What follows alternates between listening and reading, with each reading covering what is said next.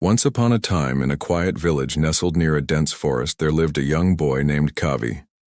One day, as Kavi was playing by the river, he heard the distant sound of drums and trumpets. As the music grew louder, a colorful parade emerged from the trees announcing the arrival of a traveling circus. The entire village turned out to see the show. There were acrobats, jugglers, and even a fire breather. But there was one act that silenced the crowd.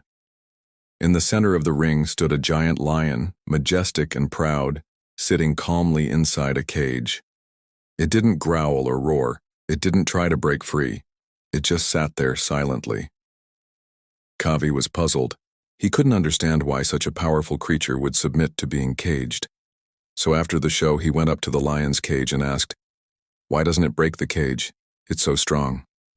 An old trainer who had been watching Kavi approached him and said with a smile, "Well, when the lion was just a cub, we chained it up. Every day it would try to escape, but it just couldn't break free. After trying and failing again and again, the lion eventually gave up. Now, even though it's strong enough to break its chains, it believes it can't, and so it doesn't even try." As the old trainer walked away, Kavi couldn't help but think about the caged lion. That night, as Kavi lay in bed, he couldn't sleep. The image of the lion and the words of the old trainer kept replaying in his mind. He thought about all the times he had given up, just like the lion. In sports, he had quit when he lost a game.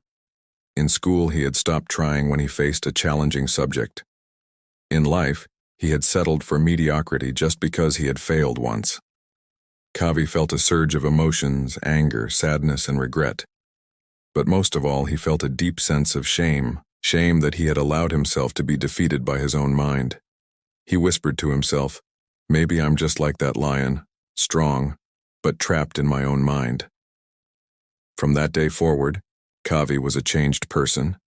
He started small, running an extra lap in gym class, answering questions in class, participating in activities he once feared.